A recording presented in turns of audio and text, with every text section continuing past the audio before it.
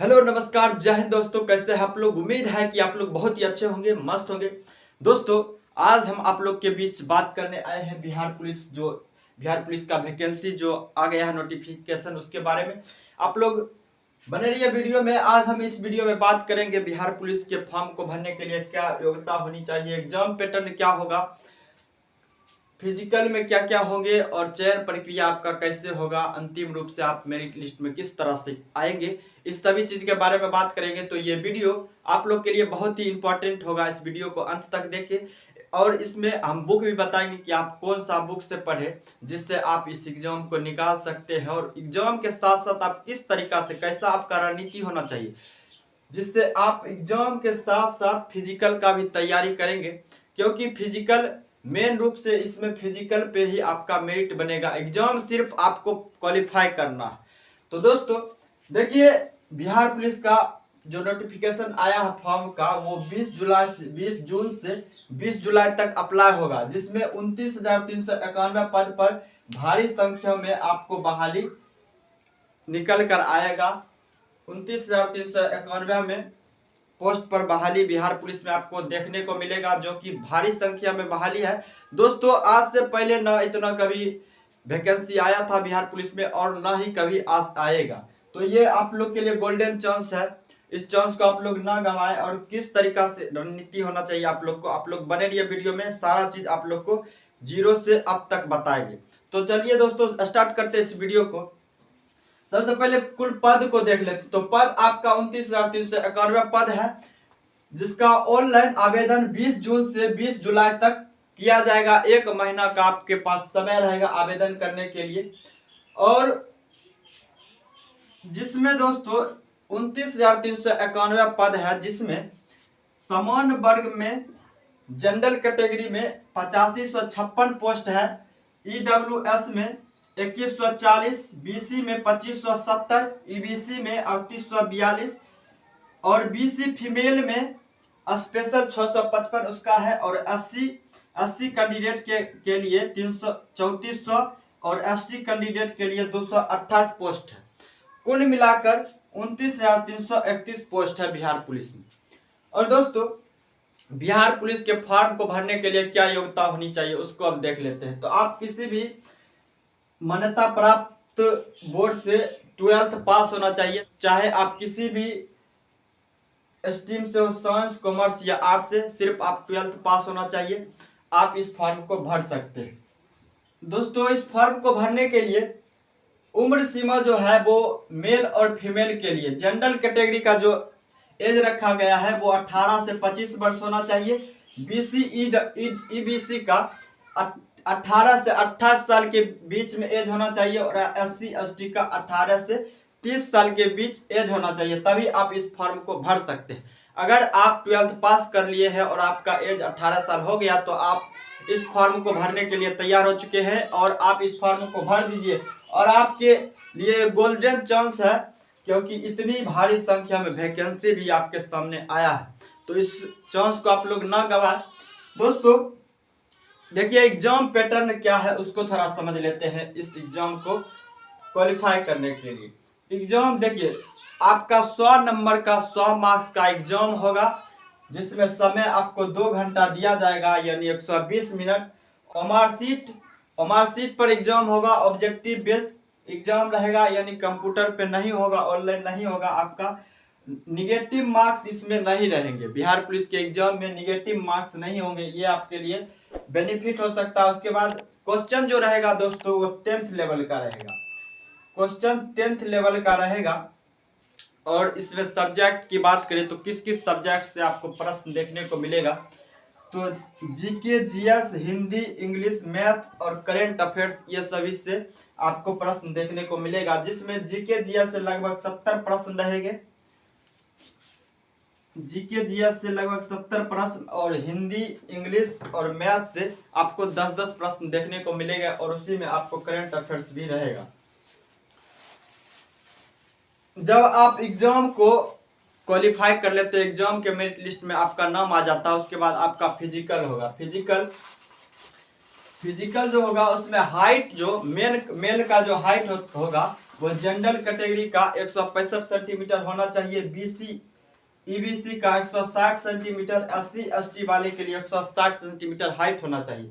अगर आपका हाइट इतना है तो आप इस फॉर्म को भर सकते हैं और एग्जाम होने के बाद आपका मेरिट लिस्ट में नाम आएगा। उसके बाद जब आप फिजिकल देने जाएंगे तो आपका हाइट चेक किया जाएगा। अगर इतना हाइट आपका है तो आप उसमें क्वालिफाई हो जाइएगा। उसके बाद फीमेल की बात करते हो, फीमेल में ऑल कैटेगरी, कोई भी कैटेगरी के आप हैं, यानी जनरल, बीसी ईबीसी या SC ST किसी के कैटेगरी के हैं और आप फीमेल हैं तो आपका हाइट 155 सेंटीमीटर होना चाहिए। उसके बाद चेस्ट की बात कर लेते हैं, तो चेस्ट जनरल कैटेगरी के लिए 81 से 86 सेंटीमीटर रखा गया है, बीसी ईबीसी के लिए 81 से 86 सेंटीमीटर और SC ST के लिए 79 से 84 सेंटीमीटर रखा गया है। दोस्तों नॉर्मल चेस्ट आपका 81 सेंटीमीटर होना चाहिए और आपका 5 सेंटीमीटर फूलना चाहिए चेस्ट, यानी नॉर्मल चेस्ट और फुला हुआ चेस्ट दोनों में 5 सेंटीमीटर का अंतर होना चाहिए। और फीमेल में चेस्ट नहीं नापा जाता है। ये रहा हुआ दोस्तों चेस्ट का प्रक्रिया। अगर आप चेस्ट आप इतना में अगर आप चेस्ट कर लेते हैं तो आप पास हो जाएंगे। रनिंग की बात करें तो रनिंग आपका 50 नंबर का होगा, जिसमें मेल कैंडिडेट के लिए 1.6 किलोमीटर यानी 1600 मीटर का रनिंग होगा, जिसमें टाइम आपको 6 मिनट दिया जाएगा। अगर आप 5 मिनट से कम में रनिंग कंप्लीट करते हैं तो आपको 50 मार्क्स यानी 50 नंबर दिए जाएंगे, पूरे नंबर। अगर आप 5 मिनट 20 सेकेंड में रनिंग अपना कंप्लीट कर लेते हैं तो आपको 40 अंक दिए जाएंगे। अगर आप 5 मिनट 40 सेकेंड में रनिंग करते हैं तो 30 अंक दिए जाएंगे और 5 मिनट 40 सेकेंड से 6 मिनट तक अगर आप रनिंग करते हैं तो आपको 20 अंक दिए जाएंगे। उसके बाद फीमेल कैंडिडेट की बात करें तो फीमेल में 1000 मीटर यानी 1 किलोमीटर का रनिंग होगा, समय आपको 5 मिनट दिया जाएगा। अगर आप 4 मिनट से कम में रनिंग कंप्लीट कर लेते हैं तो आपको रनिंग के पूरे मार्क्स यानी 50 अंक दिए जाएंगे। 4 मिनट 20 सेकेंड में अगर आप कंप्लीट करते हैं रनिंग तो आपको 40 नंबर दिए जाएंगे और 4 मिनट 40 सेकेंड में अगर आप रनिंग कर लेते हैं तो आपको 30 अंक मिलेंगे और 4 मिनट 40 सेकेंड से 5 मिनट तक अगर आप रनिंग करते हैं तो आपको 20 अंक दिए जाएंगे। उसके बाद रनिंग के बाद अब हाई जंप की बात करते हैं। हाई जंप आपका 25 नंबर का रहेगा, जिसमें मेल कैंडिडेट 4 फीट मारना होता है। अगर आप 4 फीट हाई जंप करते हैं तो आपको 13 नंबर मिलेगा। अगर 4 फीट 4 इंच करते हैं तो 17 नंबर, 4 फीट 8 इंच कर लेते हैं तो आपको 21 नंबर मिलेगा और 5 फीट अगर आप हाई जंप कर लेते हैं तो आपको रनिंग में हाई जंप में पूरे नंबर आपके 25 नंबर मिलेंगे। उसके बाद फीमेल की बात करें तो फीमेल में 3 फीट हाई जंप करना होता है। 3 फीट हाई जंप अगर आप करते हैं तो आपको 13 अंक मिलेंगे। 3 फीट 4 इंच करते हैं तो 17 अंक, 3 फीट 8 इंच करते हैं तो 21 अंक, अगर आप 4 फीट हाई जंप कर लेते हैं तो आपको पूरे नंबर 25 नंबर मिलेंगे। उसके बाद गोला फेंक, गोला फेंक भी आपका 25 अंक का होता है, जिसमें मेल कैंडिडेट का गोला 16 पाउंड का होता है। अगर आप 16 से 17 फीट गोला फेंकते हैं तो आपको 9 नंबर मिलेंगे। अगर 17 से 18 फीट गोला फेंकते हैं तो 13 नंबर, 18 से 19 फीट फेंकते हैं तो 17 अंक और 19 से 20 फीट फेंकते हैं तो 21 अंक मिलेंगे। और अगर आप 20 से 21 फीट गोला फेंक देते हैं तो आपको गोला के पूरे नंबर यानी 25 नंबर मिलेंगे। उसके बाद फीमेल की बात करें तो फीमेल का गोला 12 पाउंड का होता है, जिसमें अगर आप 12 से 13 फीट फेंकते हैं तो आपको 9 अंक मिलेंगे। 13 से 14 फीट फेंकते हैं तो 13 अंक, 14 से 15 फीट अगर आप फेंकते हैं तो आपको 17 अंक मिलेंगे और 15 से 16 फीट अगर गोला आप फेंकते हैं तो आपको 21 अंक मिलेगा। और अगर आप 16 से 17 फीट गोला फेंक देते हैं तो आपको 25 अंक मिलेंगे। दोस्तों फिजिकल में आपको रनिंग, हाई जंप और गोला फेंक यही 3 इंपॉर्टेंट होता है और यही 3 में आपको नंबर मिलता है 50, 25, 25 यानी पूरे 100 नंबर का फिजिकल होता है। और आपका मेरिट जो बनता है वो फिजिकल पर ही बनता है। आपको एग्जाम सिर्फ पास करना होता है, लेकिन आपको एग्जाम में भी उन सभी बच्चे में आना होगा। मान लीजिए जितना फॉर्म है, जितना 21,391 फॉर्म है उससे 5 गुना बच्चा का रिजल्ट बनाएगा। उसके बाद फिजिकल में वो सभी आएगा अगर आप फिजिकल में अच्छे मार्क्स ले आते हैं। तो आप मेरिट लिस्ट में आ जाएंगे। जैसे आपको देख लीजिए, कम अच्छा आपको रनिंग में अच्छा नंबर लाना होगा, 5 मिनट 20 सेकेंड तक आपको रनिंग कंप्लीट करना होगा, और आप इधर कम से कम 4-8 हाई जंप करेंगे और गोला आप 20 फीट फेंकेंगे, तब आप एवरेज स्टूडेंट में आ जाएंगे और आपका मेरिट बन सकता है। दोस्तों अगर आप फिजिकल में अच्छे मार्क्स ले आते हैं, उसके बाद आपका मेरिट लिस्ट में नाम आ जाएगा। मेरिट लिस्ट में नाम आने के बाद आपका ज्वाइनिंग लेटर आएगा, और ज्वाइनिंग लेटर आने के बाद आपका होगा मेडिकल। मेडिकल में मुख्य रूप से आपका कान जांच, दांत जांच, नाक जांच और आंख जांच किया जाएगा, और बीपी चेक किया जाएगा। यही मुख्य रूप से आपका मेडिकल में जांच किया जाता है, और मेडिकल सिर्फ फॉर्मेलिटी निभाने के लिए किया जाता है। दोस्तों आपको पता है कि आप मेरिट लिस्ट में आ चुके हैं, आपका ज्वाइनिंग लेटर आ चुका है, तो कभी कभी रेयर केस में 1-2 बच्चा को डिस्क्वालीफाई किया जाता है मेडिकल में, लेकिन मेडिकल में कम चांस रहता है डिस्क्वालीफाई होने का, क्योंकि आपके पास ज्वाइनिंग लेटर आ चुका है, आप जा चुके हो ड्यूटी पे। तो ये रहा दोस्तों बिहार पुलिस की सारी प्रक्रिया, जो जिसको हमने शुरू से लेकर जो जो प्रक्रिया होता है वो सारी इस वीडियो के माध्यम से आपको बताया। अब दोस्तों एग्जाम निकालने के लिए कौन बुक पढ़े, तो बुक के लिए दोस्तों मैं सजेस्ट करूंगा आपको 2 बुक। पहले आप सबसे नॉर्मल और जितने भी कॉम्पिटिटिव एग्जाम की तैयारी करते हैं जो भी छात्र, उस सभी के आपको स्टडी टेबल पर देखने के लिए मिलेगा। सबसे पहले आप ब्लू वाला जो लुसेंट होता है उसको खरीदिए, और आपके पास अभी 3-4 महीना का समय है। तो दोस्तों पूरे उस सब्जेक्टिव लुसेंट के सब्जेक्टिव बुक को आपको चाट जाना है।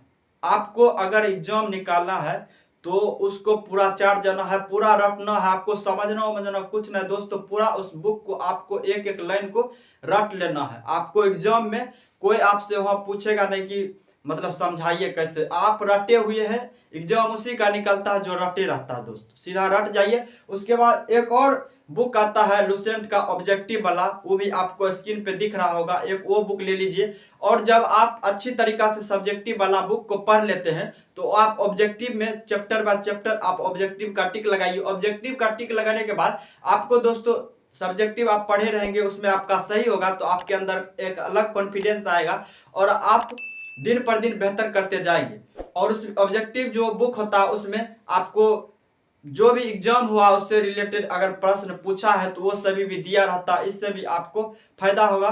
और अगर आप लुसेंट नहीं ले सकते हैं तो करोन का ले लीजिए। करोन का भी एक ब्लू वाला सब्जेक्टिव आता है और एक ऑब्जेक्टिव आता है, वो दोनों ले लीजिए। उसको भी अच्छी तरीका से सब्जेक्टिव पढ़ने के बाद आप ऑब्जेक्टिव बनाइए उसमें।